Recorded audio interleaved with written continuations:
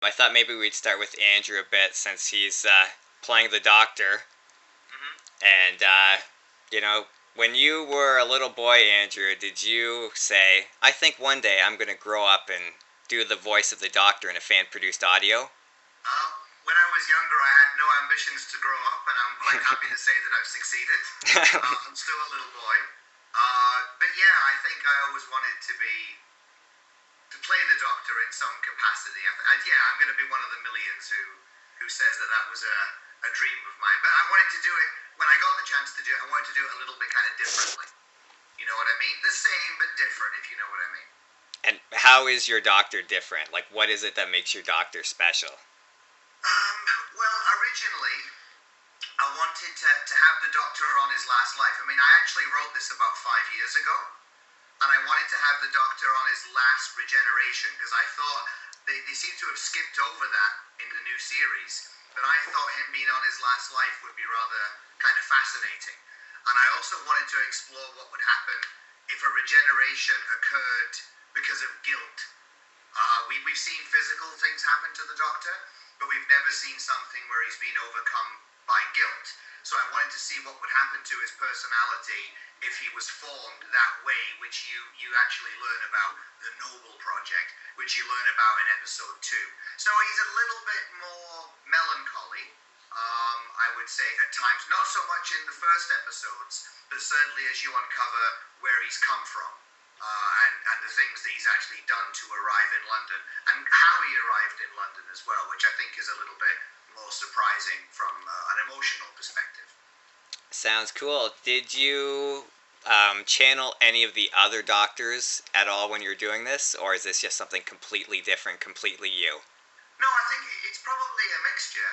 I know it sounds a bit ridiculous, but when I was doing certain readings of certain passages, I didn't try to do anything, but at one stage I thought, I sounded like a bit like Paul McGann. So if anyone says, he sounds like Paul McGann, I will take the credit and say that's what I was trying to do. I don't think so. Maybe Tom Baker, a little bit, but not so much, no. I think you maybe have to keep away from that a little bit. You have to try and make him a little bit more unique. I mean, he likes to drink. He's a little bit of a womanizer in an innocent kind of way. He's no stranger to fisticuffs, which we've seen from other doctors as well. Yeah. So, it's the same but different, really. You know what I mean? Yeah. Sure, yeah. And now I heard in our last interview that you have a catchphrase, which is cool beans. Yes. How did that come about? Cool beans was actually used by an old manager of mine, an English guy. And he used to say cool beans all the time, and it just kind of came into being. Mike wanted a catchphrase, and I thought, okay, I just kind of put it in. He's the marketing guy, this kind of thing. But yeah. So I thought, okay, I put it in, and I think I only say it twice, don't I? I think so. Yeah, but it'll be on a lot of T-shirts. It'll be on a lot of T-shirts.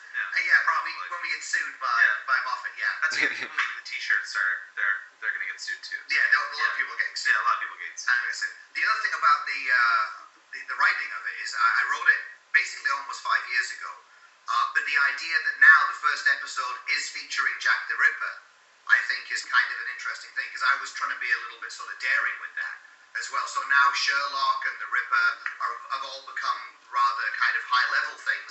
Yeah. I thought I was being daring when I wrote this years ago. So if you had a time machine. If only I had a time machine. Yeah, that was it. Yeah. Yes. So I don't know. That's about it, really. I guess. Personally, what is your favorite Doctor Who story? Who is your favorite Doctor? I would say easily Tom Baker. I think if Tom Baker was in the modern series, the show would be, with all due respect to the other Doctors, I hope we're returning to that with Capaldi, an older Doctor and a more alien Doctor.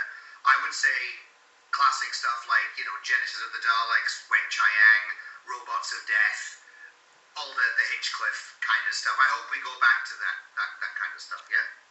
Yeah. Or anything written by Pip and Jane Baker. I know that's a lie, right? They're good. They're awesome. Yeah. Time of the, we can do another Randy story, maybe. Yes. So they. Yeah, we could. Maybe not by them. But they only did a couple stories, right? Yeah. Pip and Jane. I don't understand the fuss about the Rani.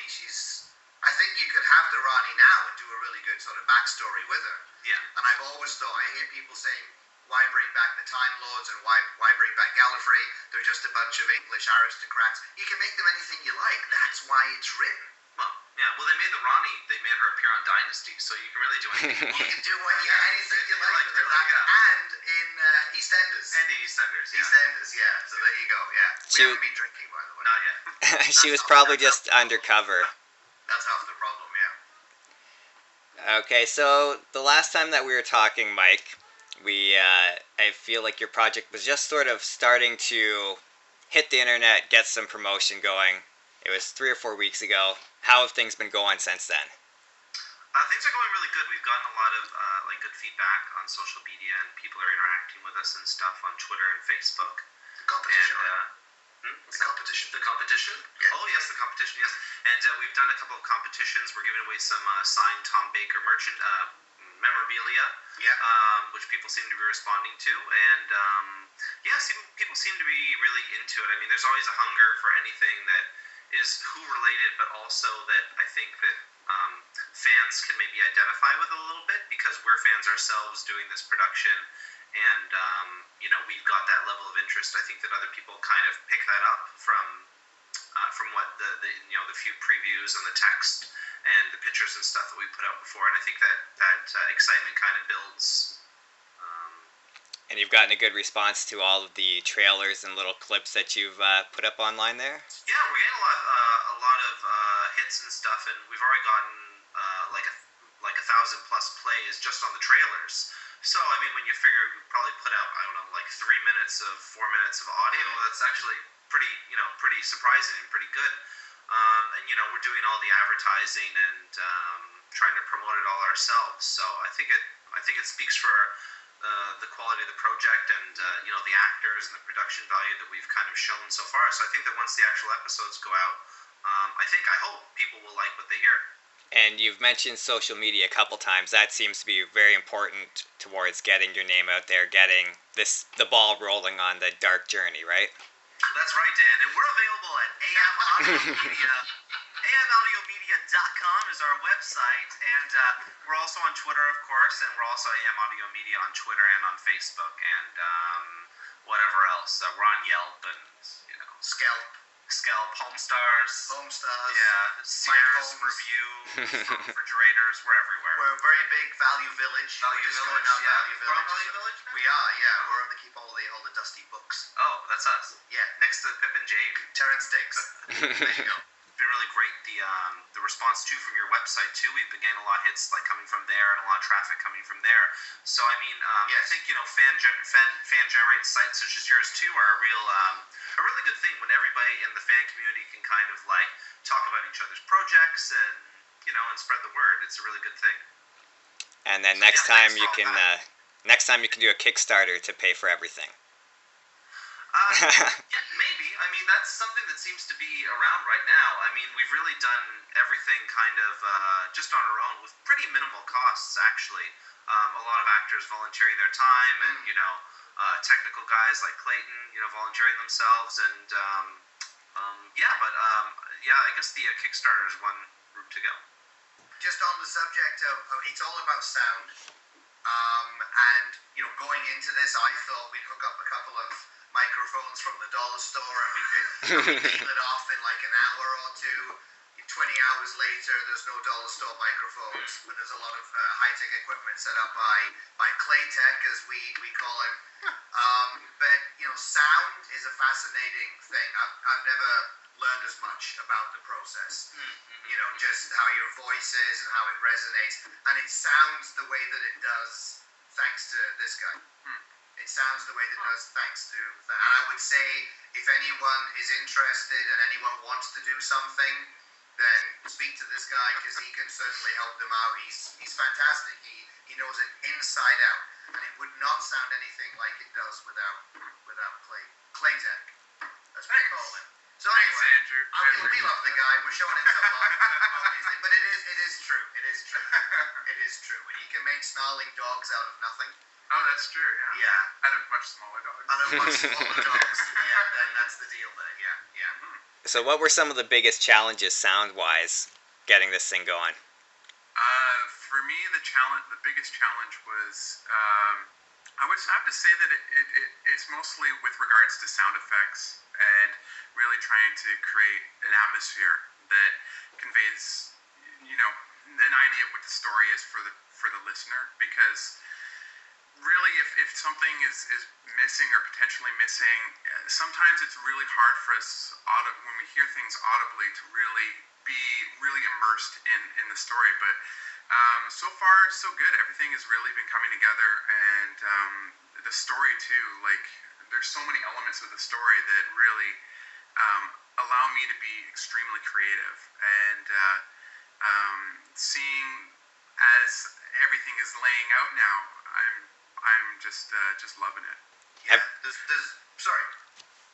You can go ahead. That's fine. Okay. there's little things. The opening scene with Inspector Gull and the press conference, which is it's very international. The press conference. We even have reporters there from New York. There are some reporters there from New York. Oh, yeah, from New York. Yeah, New York. Yeah.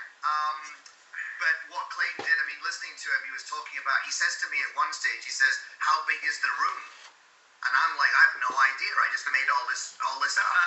And I said, okay, it's about the size of this room. And then, Clayton uses that to work out, if the guy was on a podium, the projection of his voice. That's the kind of stuff that he's talking about. Yeah. And I think when you're looking at the sound design or listening to, how can you look at sound? Yeah.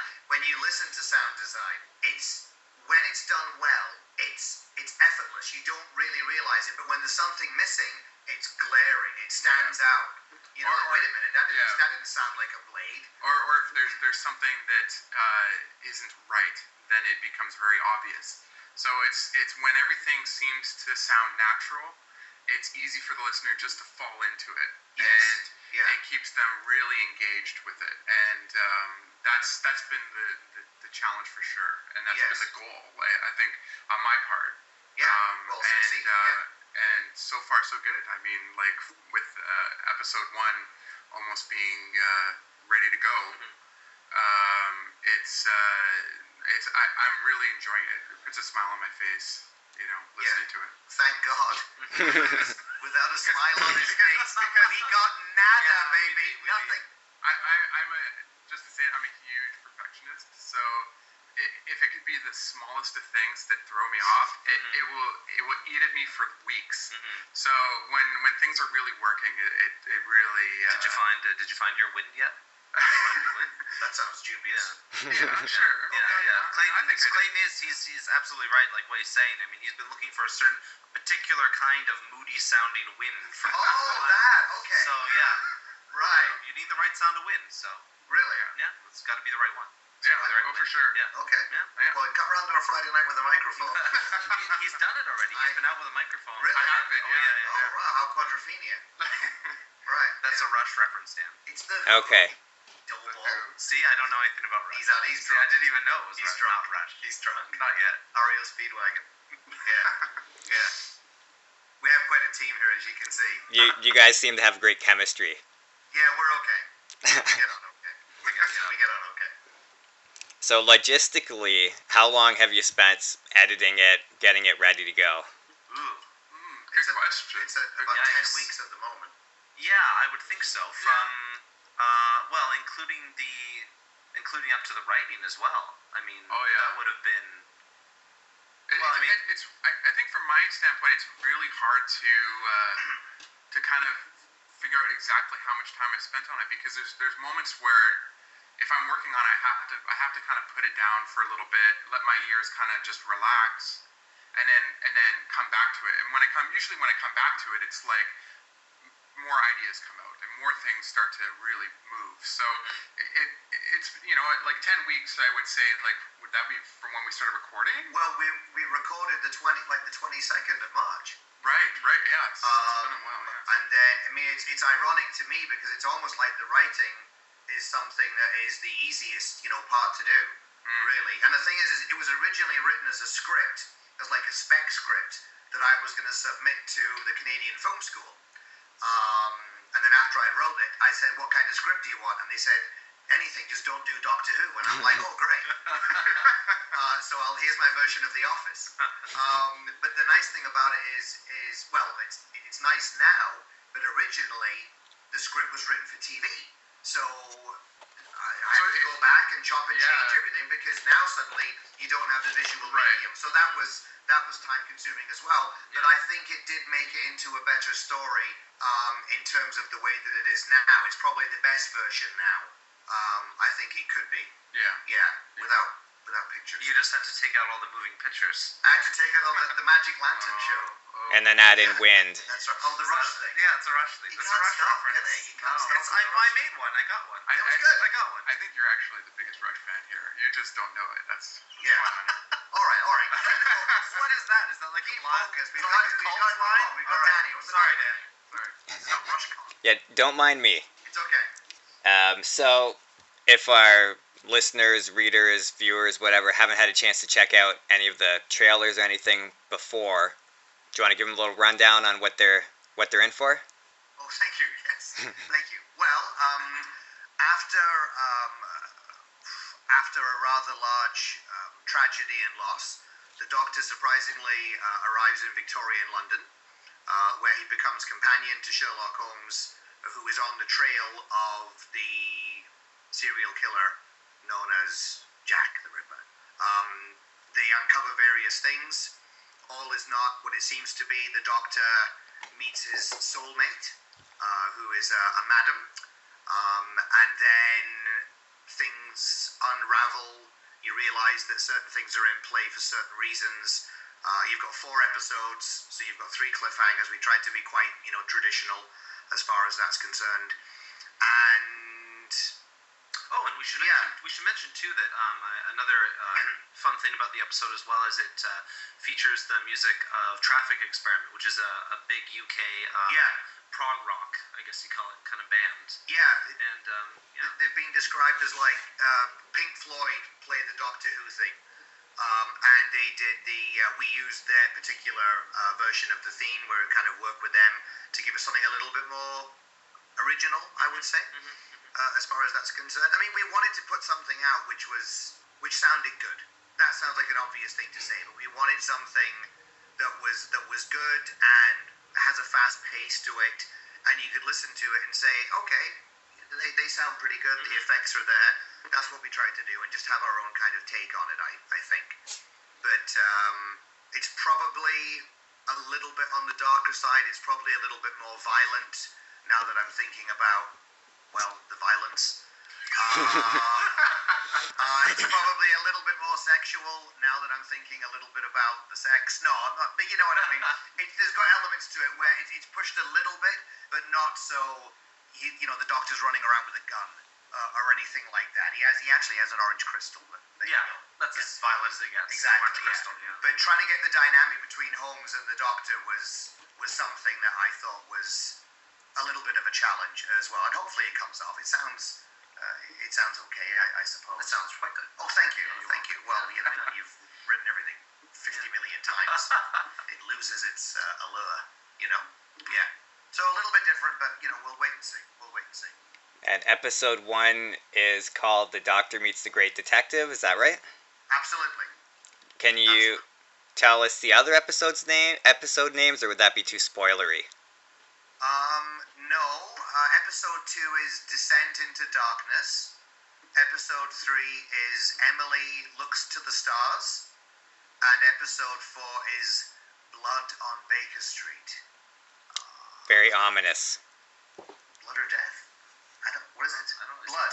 Is it blood? Deathly blood. Definitely blood on Baker Street. Blood on Baker Street. You'll have to tune in to find out. You will, absolutely. Yes, there you go. Yeah. Something nasty on Baker Street happens. My darling. You looked a bit like Tom Baker there in, what was the charity special they did? Oh, yes. Where he's just talking into a microphone. He's just talking into a microphone. Yeah. She even hates children. Yes, I know, yeah. Do you know what we're talking about, Dan? Dimensions in Time. I was going to say Dimensions in Time. Of course he does, I know. Of course he does. This guy's running his own website. He's running jokers at a table. So episode 1's coming out pretty soon, right? Yes. Yeah. Yes. Yeah, Notice I kept out of that one? Our plan is for it to roll out this coming Saturday. So if all goes according to schedule, it should be up online then at 5:35. I told you, he's very traditional. 5:35. This is Eastern. Tea time. Yeah. Well, it's Eastern Standard Time. Yeah, I'm not gonna figure out what time it actually is. It's Manchester time. Yeah, Manchester time. Manchester time. Yeah. 5:35. We're going for that classic Doctor Who feel. So. Yeah. Just after the football results. Yes. Yeah. Are you having any sort of party or anything to celebrate the first episode? No. No. No. Well, we've been so busy with preparing for the release. No, not really. But hopefully by the end we'll get the cast all together, and we definitely will have something. Yeah, That'd be near lots the of end of fun. June. Yeah. Yeah, we'd like to do. I mean, we had. So everyone online who's listening to this is invited. Yes, of course. Yeah. Yes. It's going to be at Dan's house. Bring your orange crystal. Yes. We had a great cast who came out. Mike mentioned it earlier on, but the people who came out were fantastic and obviously auditioned and came out for the piece and did fantastic jobs. I mean, Oh, absolutely. yeah, it's Fantastic. brilliant. I mean, writing it, doing the sound and all that is one thing, but when you hear the voices for the first time, it really takes on a life of its own. You know, and the people, I mean, it wouldn't exist without all the people who came out. Yeah, definitely. And it was a good mix too of Kate, Ricky, Larissa, Ben. Yeah. Adrian, yeah. Adrian. And I mean, too, I think the fortunate thing we're blessed with a great doctor to begin with, and also a great cast. So, and a good mix of UK voices and Canadian accents as well, which I think is something that is good to have in the fan stuff. I'm not a proponent of the American sounding doctor or Sherlock Holmes that sounds like me. I don't think it would work. So, No, yeah. no, very, very good with the New York Reporter. Yeah, well, I thought I can. You know what I mean. Take it easy. Yeah, I know. Yeah. But it was good. It was. I mean, I mean, obviously, I'm a Brit. I was born in originally in Edinburgh, Scotland. But I mean, I like the idea of doing something which is Canadian as well. Mm-hmm. And then one or two of the people in the cast were not actually British, but they could do very good English accents, even to the point where I actually said to one of the actresses, I said, "Where are you from originally?" And she looked at me like I was mad, which I often get from people, especially women. And she said, I'm not. It's just an accent. And it fooled me. So, brilliant. I mean, absolutely brilliant. And when we heard the baddies for the first time, because we're there with the headphones on, when we heard the baddies for the first time, like saying their lines at the end, which is quite an event. It was pretty scary. It was like, wow, Mike had to do a lot of the mixing in his basement late at night, so he didn't like these. That's true, actually. I didn't like them whispering. I had it on, and I was listening to the very end. I won't reveal too much. No, for don't. Yeah. But there are some baddies that come in at the end, and there's a lot of scary lines. And on paper, it's you get a little chill on paper. But then when you're there listening to it, the actual actors doing their lines, and in isolation, it's really quite chilling. So, I mean, it's all down to the power of audio. It's all in your mind, right? So, Absolutely. yeah. Like levitation. Levitation is all in your mind. Yeah, I can fly everywhere.